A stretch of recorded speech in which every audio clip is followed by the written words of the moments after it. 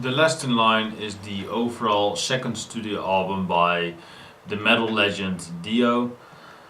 Yeah, this came out in 1984 after his seminal debut record with Holy Diver in 1983. A year after it. So yeah, this is I believe a bit shorter. It's 41 minutes instead of. Oh wow, it's a tiny bit shorter.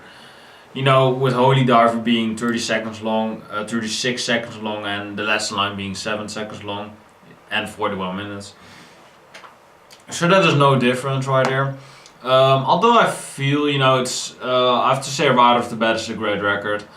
But I kind of feel like Dio is kind of, try to recreate this record with the last in line, it pretty much feels like a Holy Diver Part 2 in my opinion. Yeah, of course it is my opinion. It is of course a bit different, so we're gonna talk about that. We have the first opening song, which is We Rock. The perfect opening track again. Dio just knows how to open a record. It starts off with the really menacing riff from from Vivian Campbell, I believe. Just a really classic, metal riff with those really, great snare drums in the back. And it's just a really anthemic song, it just has those snares, it has that opening riff, it has the solo towards the middle section. And just, Dio saying, we rock, we rock, we certainly do. It's a great opening track. It's a classic, of course, and it's the perfect opening track, really. Then we have the last in line, and this is probably my favorite. With a really soft and melodic intro at the beginning. It later, grabs you by the balls and just that scream from Dio when it gets heavy. We're off to the witch. We will never ever go home. Lyrics like that, and the only way is down. Just when he says that, and when the guitars get what is the word, distorted, or are roaring, that is just so epic. It's such an epic track. I just really love the solo. The solo is fantastic by Vivian Campbell. Just a fantastic solo. Really, gets you in the heavy metal mood. And it's arguably one of my favorite Dio songs ever, man. This is just a classic song. I think I'm gonna add it on my favorite metal songs list, that I have, which has like 200,000 views. So, pretty proud of that. Creating something that I did not create, but there we go. It's a classic song. I really love it, and it's one of my favorite Dio songs ever. I already said that, but I don't care. It's a great song. Then we have Breathless, and this is the third track. It starts off really weird with Dio actually breathing in the beginning. I assume it's Dio, which later opens up with a great drum fill, which is really enjoyable to listen to. But I think the song overall is great. I do like the remaining 3.5 minutes. But the first 30 seconds of the song is so weird, with Dio breathing, and I believe he also says on this track, no, no, no, no, no. I believe that is this track, or it's a really iffy track for me, especially after two of the most classic Dio songs ever. Not the best way to continue the series, but it still is a good song overall. It's just not my favorite, mostly because of the opening part. I Speed at Night is just a really in-your-face, really fast track. I Speed at Night. Just Dio saying, da, da, da, da, I don't remember the lyrics, but I have to look at a lyric sheet or something like that. But I've listened to this record quite a lot.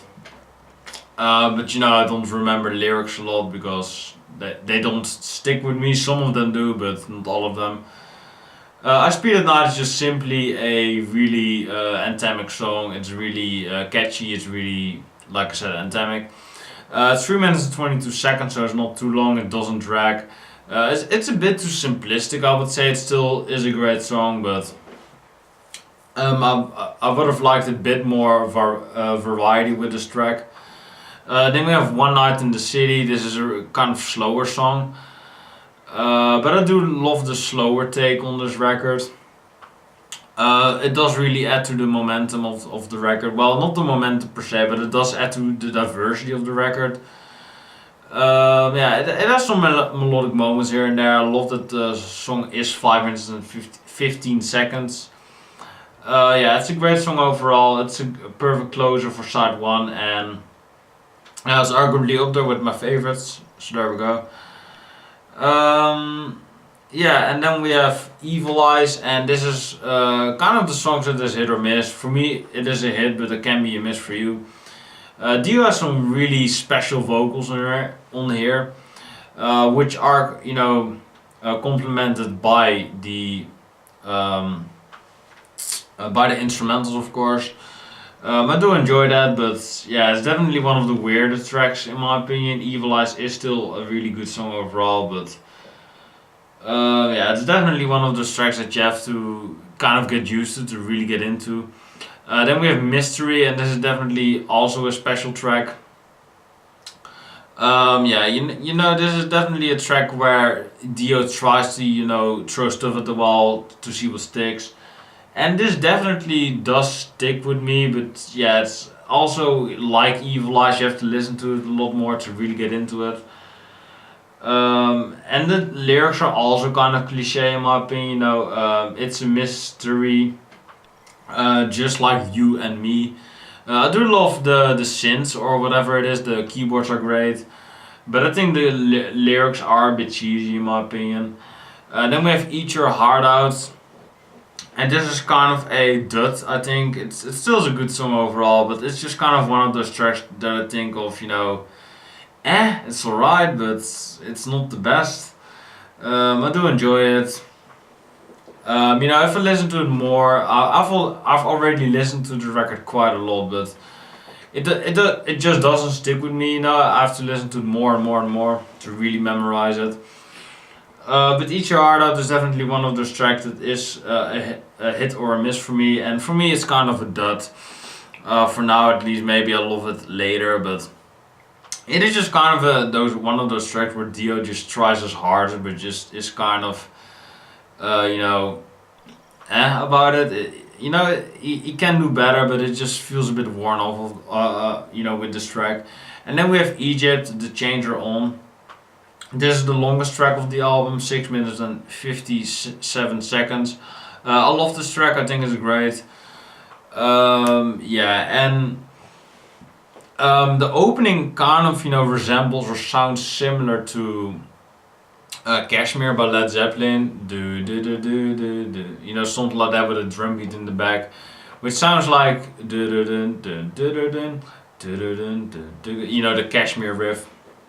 It sounds like that. Rage Against the Machine, that's something like that as well, with one of their songs of self-titled, but I can't remember. But yeah, this is definitely one of those tracks that is special, special in a good way at least. And Dio is just really menacing and singing really intimidating. The changer on Egypt, like you're going to be a slave or you're going to work on the pyramid. I never thought about that. That was really on the spot. But yeah, this is definitely one of those tracks that it is pretty good.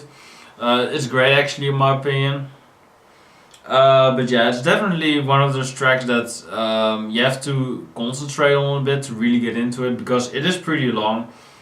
And yeah, it's definitely not for everybody, but I love it, and I think it's the perfect closing song for this record. Yeah, and the title is great, I think. The length is perfect and it's enjoyable, I think. So overall, I love We Rock and the Lesson Line. I think Breathless is alright. The first 30 seconds are really iffy. The rest of the song is pretty good. I Speed at Night is great. One Night in the City is great. Evil Eyes has its moments. It's certainly a good track. Mystery is actually great in my opinion, with some cheesy lyrics here and there, but that has the most greatest keywords on the song in my opinion. Eat Your Heart Out is alright, and Egypt, The Change Room are great. So yeah, those are my favorite songs. We Wrote the Lesson Line, Mystery, and Egypt, The Change Room. The other, Breathless, is alright. Speed and Not is great. One Night in the City is great. Evil Eyes is actually great, I think. And Mystery is great. And Eat Your Heart Out is alright. So it's definitely still a really great record. Although, you know, we have some really moments on the record, like Breathless. But I think besides that, the record is really great. And Eat Your Heart Out being a bit weaker. So I'm still gonna give this record a 9. Let me know what you think about The Lesson Line by Dio. I've been ominous. Hope you've enjoyed it. Let me know what are your favorite Dio songs, your favorite Dio albums in general. Let me know in the comments down below, and I will talk to you in the next video. God bless, stay safe, take care, and peace.